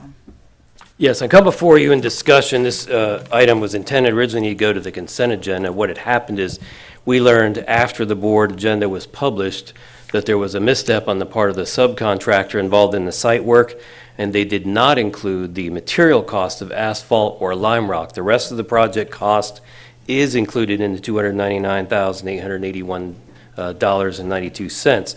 And you probably recall that in some cases, we do come to the board in two steps. Usually, we try to fast track and buy the materials that are long lead up front, and we come back later with the labor. In this case, it's actually the reverse. The asphalt and lime rock are not long lead items, but the confusion stemmed from the fact that because we do so much direct purchase to avoid sales tax, the subcontractor did not include it in his final pricing before it became live on the board agenda. So the clarification we want to make is that we will be coming back to the board for the asphalt and lime rock, but it's not included in this price. This is everything else needed for the project. The total project, when we're done, is going to be about $369,000. Mr. Kelly is here because Marion Technical College is funding this project, and we wanted to reassure the board that even though this cost will come in two segments to you, there will be the funding to cover the entire project, and I'll defer to him if you have any questions on the funding piece. It's not a tough line that I have. We have the money in the bank. It's available. Thank you. Thank you. So it's coming in two segments as the Thank you for the explaining. primary item. Yes, and it's a lot easier to do this than try to withdraw or retract that statement after the board agenda had been made live. So therefore, here I am to tell you what the clarification is. We appreciate you being transparent. Yes. Okay, there we go. All those in favor signify by voting aye.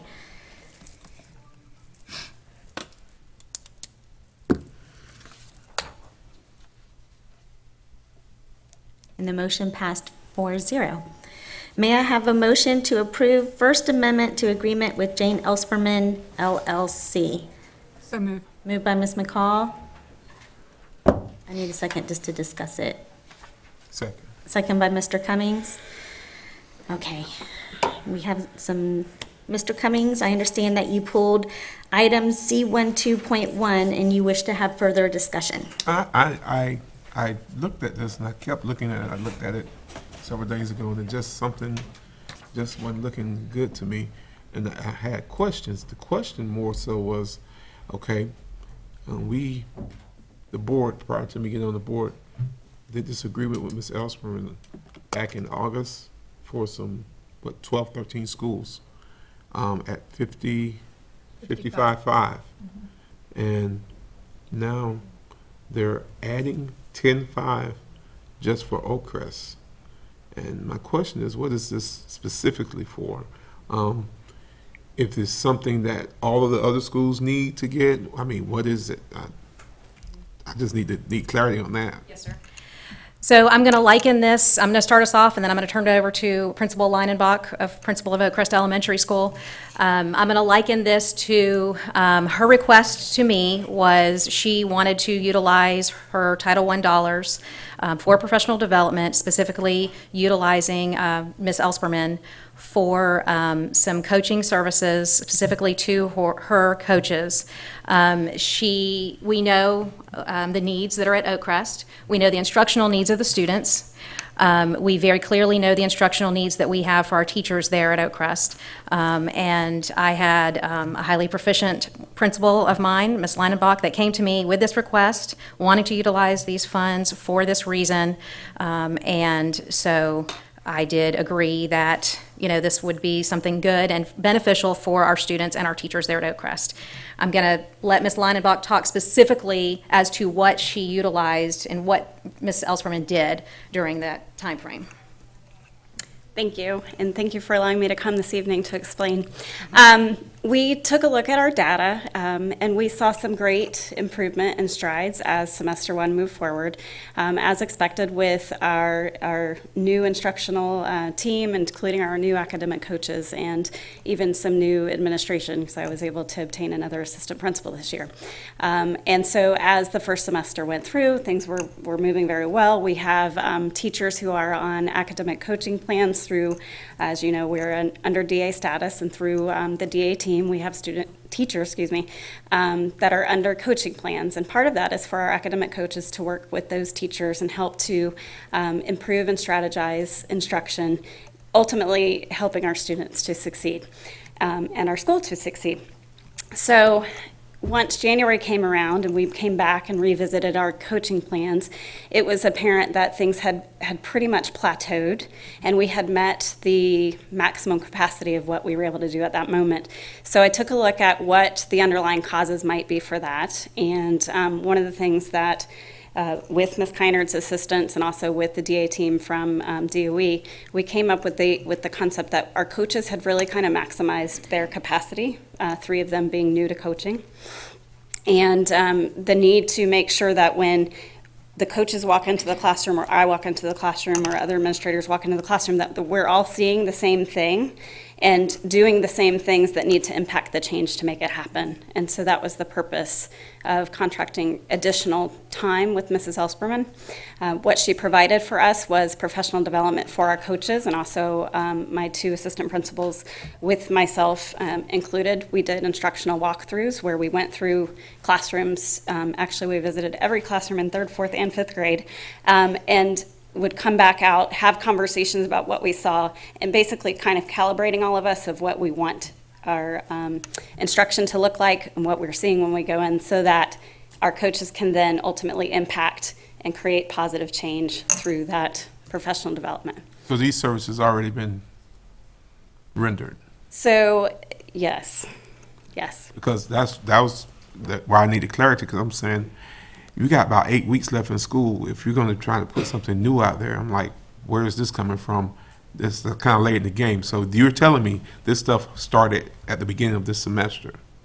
In February. Mm-hmm. Okay. Yes, sir. Yes. So let me just clarify. So Mrs. Elsperman's contract had ended with the other schools, correct? Or you just decided to pay for additional services with your Title I dollars? That's what you did? I was requesting additional services just for Title I funding. I think her contract ends like in June. Yeah, okay. So you wanted your Title I dollars to go to extend her services to you at Oakcrest? Okay. I wanted to be sure I was clear too. Okay, thank you. So basically, you just moved money that would have been used in a different way, Title I dollars, moved to consulting dollars. Well, What there's did you still move? Title I dollars she can use for consulting. Yes. So part of my Title I funding I can use to purchase consulting processes, which would include professional development for our staff. Right. What did you change? What did you remove to?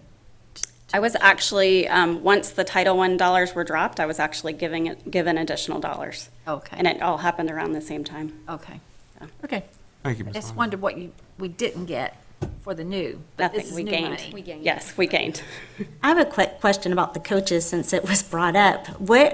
If it seems like our coaches need, like the people that are coaching need help, what are they getting that, I mean, do you see what I'm saying? Like, we know that Oakcrest is a turnaround school and we have coaches in there that need to be coached. Do they not receive any coaching during the school year? Or is this it? Yes, ma'am, they do. They do receive coaching monthly. Our elementary ed department, Ms. Beck's department, does work with our CASs, our coaches, for our school-based coaches, on one Friday a month, and the other Friday a month, they receive professional development through our professional development department, through Ms. Horn's department. So they do receive those services and coaching services through our district. And then this was in addition, we knew that we saw an additional need at Oakcrest, as we know we have. And we felt like this was a way that we could help provide that additional service to them with that immediate impact that we need in our classrooms there for our kids. Does this additional coaching reinforce what's already being coached, or is it something? It is more in-depth from what they are getting. Yes, it's very closely aligned, but it's going deeper. So the consultants. And it's hands-on, and it's right there at the school. The consultants' methods are more in-depth than the district's? I would say that what we did with Ms. Elsperman, we were able to bring a more immediate hands-on approach at the school level that we needed for Oakcrest specifically. When we looked at our data, when we looked at our students' needs, and when we looked at our teachers' needs, and building capacity of our coaches to help our teachers there to help our students. Do we have any other consultants out there? Or is it At just- Oakcrest? Yes. Or is it just Ms. Elsperman? Just Ms. She's Elsperman. the only. We have Jackie Ballas is helping consult with science, not just at Oakcrest, but she's at all of the DA and L300 schools. So we have one other. Jackie Ballas for science. And that's the only other consultant out there? Dr. Buckman is a district consultant, but has he been at Oakcrest this year? Okay. What is Dr. Buckman consulting? He's with the first and second year principals. His contract has been through this year, I believe, already. You have 3 consultants for Oakcrest, 3. in addition to district coaching? So where's Dr. Buckman from?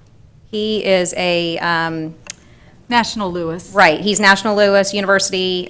He is one of our consultants that we have the contract on for the whole year, that you approved earlier in the year, for all of the DA and All L. districts He's or sec- first and second year principals that The whole he works with. Mentoring. Thank you. You're welcome. You good?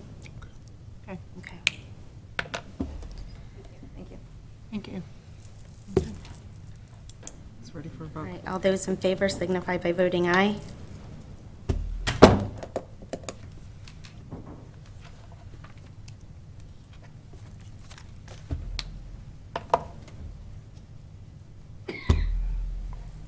Did mine come through?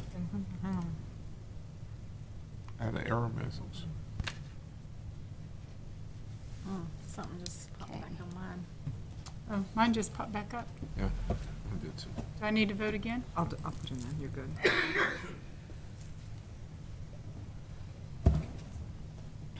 Okay, and the motion passed 4-0.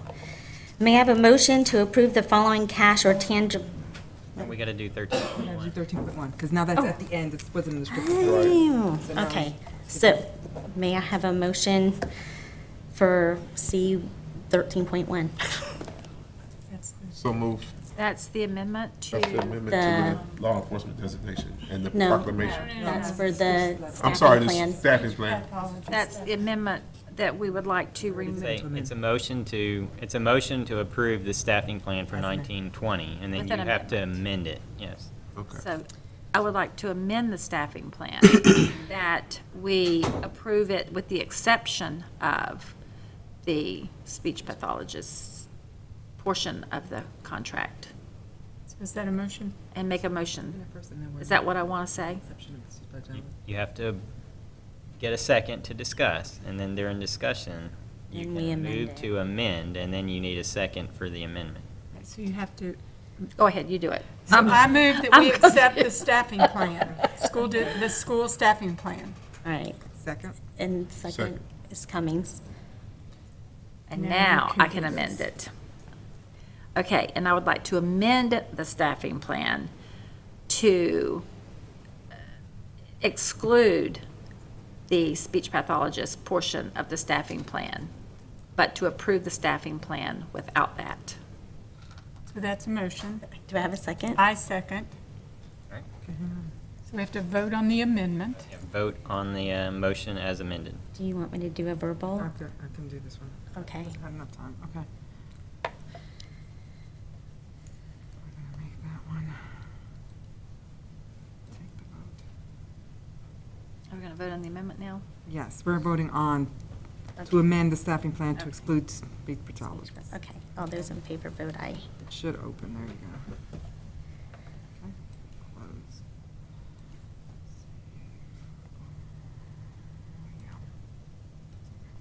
close. Okay, and the motion passed 4-0. May I have a motion to approve the following cash or tangible donations that have a total value of $26,690? $1,000 to Bellevue High School from Florida Restaurant Lodging and Association Educational Foundation. Black Cow Garden soil valued at $2,000 to Bellevue High School from Black Gold Compost Company. $2,500 to Denellen High School from First. $20,000 to Hillcrest Public School from anonymous donor.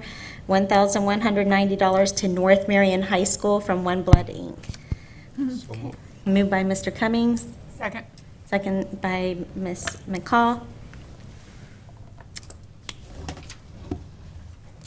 All those in favor signify by voting aye. And then Ms. Stacy, when I go, you do it.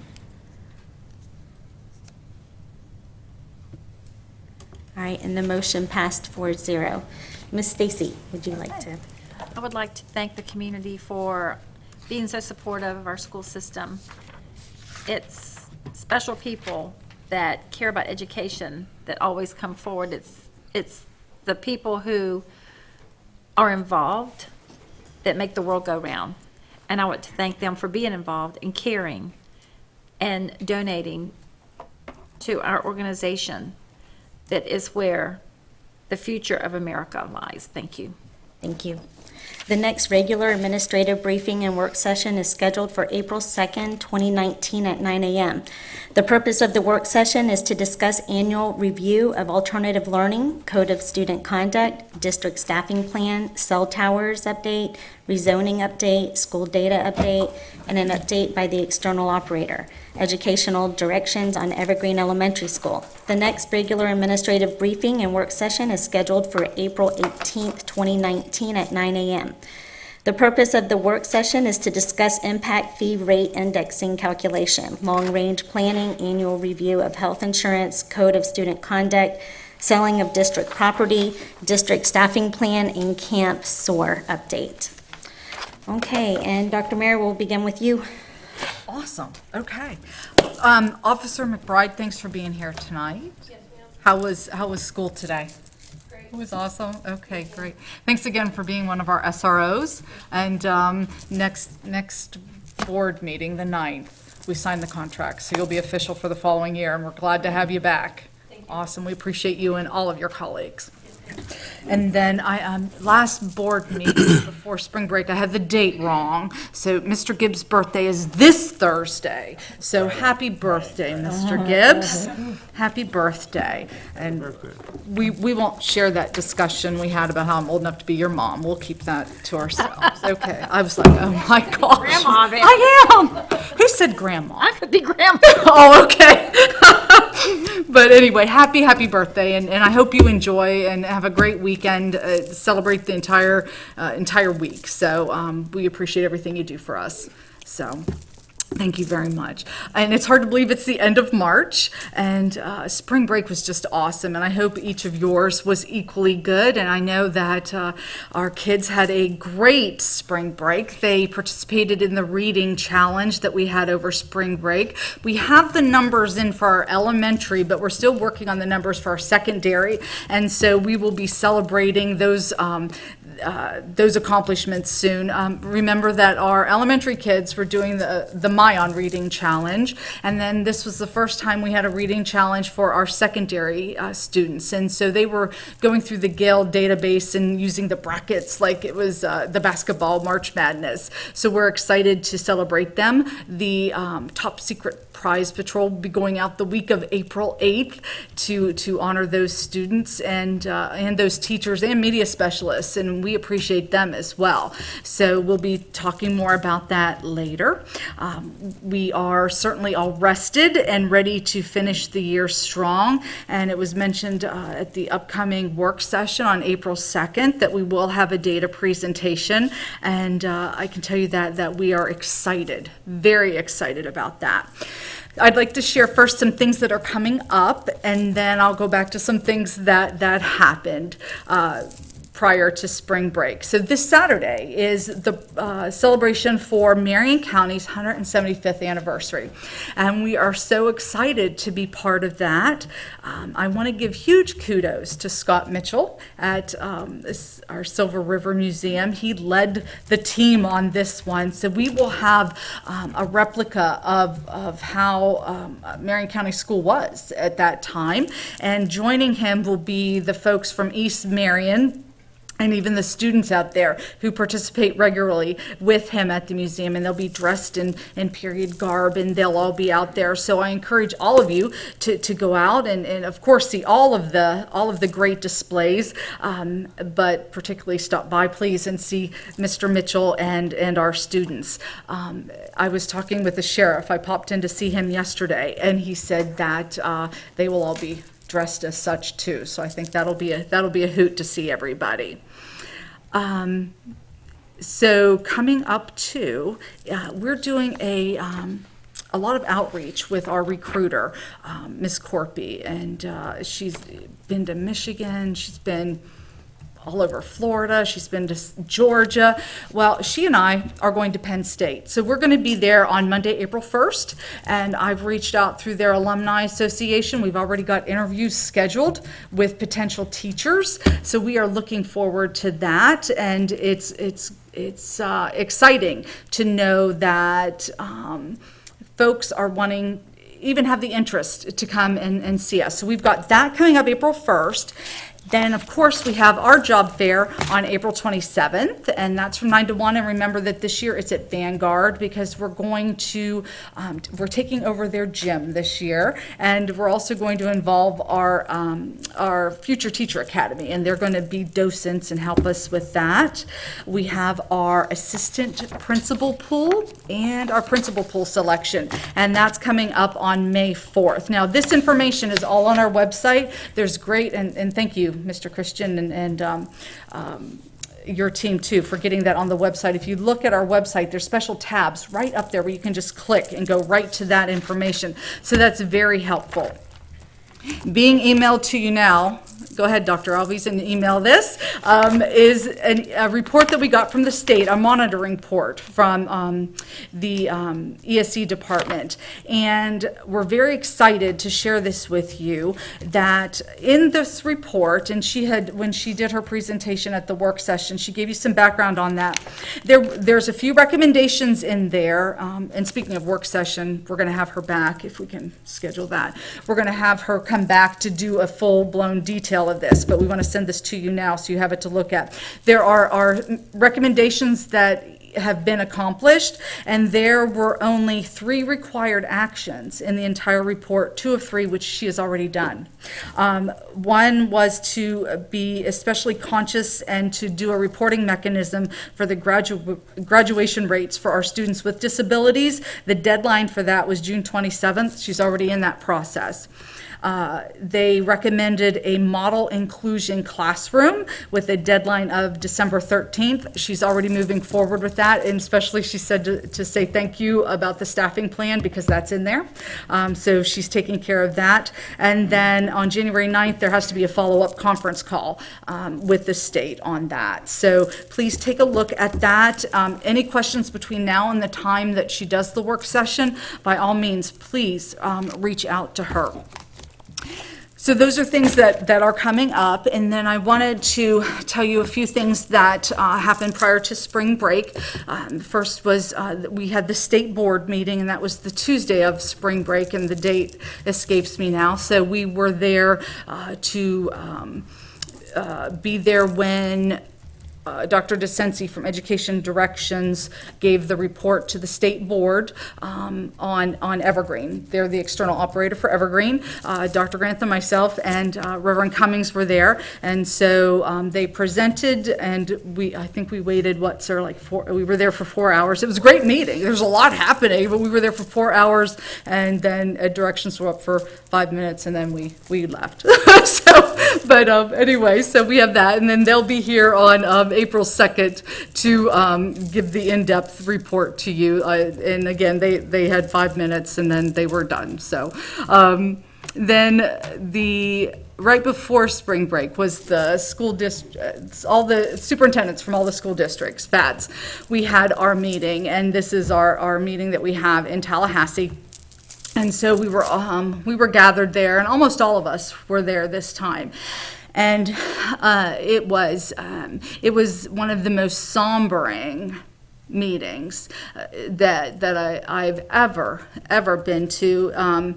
You know that I see the positive side and like to be joyful and have a happy heart. There was no happy heart at this meeting. It was all focused on school safety, which of course timely and rightfully should be. But on the second day, we had guest speakers, and one of the guest speakers, and I've told this story to three different groups today, and it's still, but was one of the guest speakers was Max Schechner, and his son was one of the children killed at Parkland. And so he was just standing there with a PowerPoint behind him with, there's his son playing in the band and singing live, and he's just talking. And it just blew my mind how he was able to do that, because I kept thinking to myself, I certainly could not do that. But to know that his passion is so focused on ever preventing something like that from happening again, it was inspiring. And so as he's sitting there too, I kept thinking, oh my gosh, it just blew my mind. So I did have opportunity to speak with him, and he knew of us and wished us well, and then that meant a lot as well. And then after him spoke the gentleman, and please forgive me as his name escapes me, but he was the superintendent when Sandy Hook occurred. And so he spoke of detailed and suggestions and recommendations. And as he spoke, I said, but Dennis already told us that. But Dennis has already recommended that. And as we continued with our superintendent meeting and other districts were sharing, I kept saying, but we're already doing that. We've already done that. Dennis has already said that. And it was, we could say that may be the happy heart part of it, that honestly, we are so far ahead. As much as I understand we struggled tonight and we're still making decisions, but know that we are ahead of so many other districts in what we're doing and how we're thinking and the conversations we're having and the relationships that we're having. For instance, that FSAT survey that Dennis kept saying, we've got to do it. And he got it done. There are districts that still haven't done it.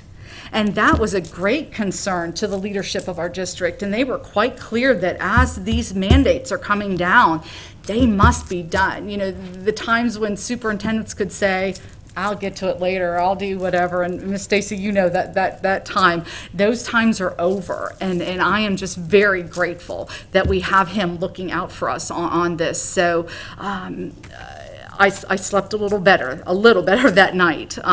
But I just am grateful that we are in a good place that we are. And again, as we reflect tonight, you know, in the discussion that we had, I find it very positive that we have a sheriff who will come and who will talk, and we can have the discussion. And tomorrow, when he and I have a discussion on something else, he's there for us, and I just think that is a great thing. That is a great thing. And so, to end on a really happy note, I'm going to be 51 years old next week, and you know, I never read Ernest Hemingway until over spring break. I'm not joking. So I have discovered Ernest Hemingway, and so I just want to say to everybody, it is never too late, and don't ever be afraid to admit that you're reading something that everybody, you know, says that they talk about at cocktail parties or whatever. But I am just totally engrossed now with Ernest Hemingway, so I just wanted to share that because that is a happy for me. So anyway, thank you. Miss Elena? No, I'm good, thank you. Mr. Gibbs? Mr. Cummins? What you got? Well, again, it's good to be back from spring break. I'm grateful that the reports coming back from spring break that we all came back. Yeah. And it was a safe spring break for us. I too attended that meeting that Dr. Mayer talked of in Tallahassee, which was very interesting. 4 hours for a 5-minute presentation. It was long, but we heard some good things, and we're going to see how things work out.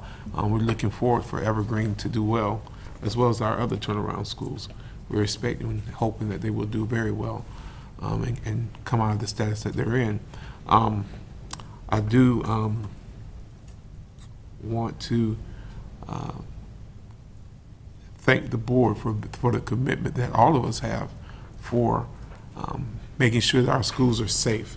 That has to be top priority with all of us, and I think we all are looking at some of the same things, and we're trying to make sure we do the best for all of our schools and making sure those schools are safe. I thank Sheriff Woods for coming out tonight and we clearing things up. We have to be able to work together. We have to be able to be transparent and say what we need to say, and there is no animosity. There's nothing. It's just we want to know the truth and get to the bones of the matter and get things done. I'm grateful that this board is working in that direction. I want to say to everyone, there is something going on with all of our kids. I'm paying attention to the news. Our kids nowadays have a lot of issues that we didn't have as kids, high school kids and middle school, elementary kids. And we have to be paying attention to the signs and the symptoms of the things that's going on around them. And I just want to encourage the parents to pay attention, their friends to pay attention. And sometimes it requires us to talk about some tough subjects, and we often shy away from those subjects of teen suicide and things like that. But it's real, and it's happening around us, and we need to make sure that we are addressing those. And I'm grateful to the teachers that recognize those signs and are addressing them and getting to the parents and trying to make sure that we get those kids the help that they need to get. We're in this last quarter now. We have about 8 weeks left, and we're in the testing season. So I want to encourage all of our students to please prepare, study hard, get ready for this test. They're coming, and I'm praying, and I believe that we can do some great things. This is not the time to start slacking. This is the time to tighten up, where we may not have been organized. I'm talking to some of my own ones that got the last name Cummins. It's time to tighten up and make sure that they stay in the books and don't get slack. You've done well all this year. Don't slack now. So we're almost there. I'm looking forward to the things that's going to happen in our school district, and we're heading in a great direction. We're heading in a great direction. So thank you all. Thank you. Ms. Stacy? I just like to say, I think it's interesting for those who do watch the YouTube or watch the school board meeting to see a lot of people don't know what goes on in our workshops, because in years past, many things came before the board. It's the years I've watched the school board before, long before I was on it, and then even after I was on it. There was a time when, even when I was on the board with the previous administration, if I brought a question up, all of a sudden I was just being combative, or I was being like, I don't know what I was being, but when I had questions about things. And it's nice that tonight was a nice flowing meeting, and Dr. Mayer, when we had a little change, things had happened from the workshop to now, I think the staff handled it great. Okay, come to the podium, help us out, help us understand, because we had new information that we didn't have. And it's okay for the school board members to have those things where we have questions, and it's nice the way everything works out, and the staff comes forward and helps us out, and the sheriff comes in, and he's another elected official, and he comes in, and it's great when we all work together like this, because we do have questions, and for us to just take the path of least resistance and not ask the questions and then go away and have our constituents wonder, what do we do? This board seems to be taking the path less followed these days. It's taking a path where we're asking questions, and it's a path that through the years as an activist, I really haven't seen a lot of, that I'm seeing a lot more of now, where we are not taking the path of least resistance, we're taking the path less followed. And it's clearing out the weeds, and it's helping the public see that we are working hard together. And I want to thank my fellow board members for just being on task. And thank you, Ms. King, for bringing your issues forward. And thank you, Mr. Cummings, Reverend Cummings, for bringing your issues forward. And thank you, Dr. Mayer, for bringing staff forward to help us resolve the questions. Because I think at the end of the day, we all go home and it's a joyful night. Thank you. I just want to thank the Charlie Dixon family. Prior to spring break that week, went to the Charlie Dixon Elementary Music Festival. It was absolutely marvelous. Our elementary kids, the music that's going on, the passion that they're singing with, the diction you can understand, and I was thrilled to be there. I also want to once again thank the CEP. I want to thank Sheriff Wood, Chief Graham, our city and county. As I said before, it is not the norm that they all work together and coordinate and collaborate. And we do, and I think it makes us stronger and it makes us better. So I again want to thank them for their cooperation and collaboration with us. And I just want to request that we do receive the budget amount of the current speech pathologist. I think it's real important. I'd like to get that in hand before the work session that we have on it. So I have the opportunity, and the other board members have the opportunity to really look at what are we spending now and the estimated cost of what it would be. And I think there's more than just monetary issues that we need to discuss. So I want us to all be very mindful of decisions that we'll be making on that. So, and I look forward to seeing most of you in Tallahassee. Yes. But don't forget, yes, we are going to Tallahassee, but don't forget, next Tuesday is our work session. Work session next I know it's not the norm, so. Okay, thank you. I spoke a lot earlier this evening, so I don't really have a lot to say. But I also want to thank our community members that when they do see something that concerns them, that they do bring it to our attention, and they open up that dialogue and communication, because as a board, we don't know unless we're informed and we're told. So I'm just grateful that our community feels that they can come do that, and that not only that, but that we listen to them. So, okay. Before addressing expulsion matters, I wish to acknowledge that board members have received the alternative placement list for students through March 1st, 2019. Ms. Martina Lopez, are there any parents who have submitted a timely request to speak on their child's disciplinary matter? No. Okay, thank you. May I have a motion to approve the expulsion of student JD 19-119 without educational services for the remainder of the 2018-2019 school year and all of the 2019-2020 school year? So moved. Moved by Ms. McCall, Second. second by Mr. Cummings. Do we have any discussion? Seeing none, all those in favor signify by voting aye, and those that oppose, like sign.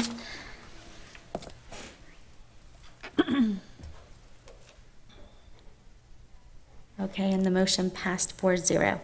May I have a motion to approve the expulsion of student JD 19-118 and JD 19-120 with educational services through the remainder of the 2018-2019 school year and all of the 2019-2020 school year? So moved. Second. Moved by Mr. Cummings, second by Ms. McCall. Any discussion?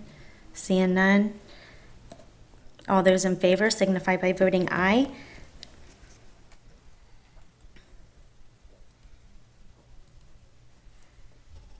And the motion passed 4-0.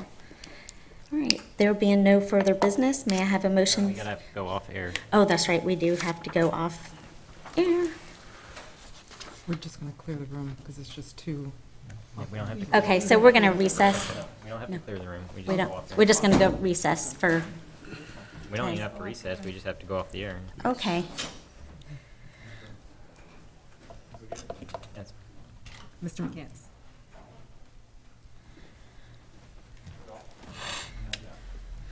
This is the only thing, so if we can schedule. So if they're not students in this, we could do we just listen, we can't.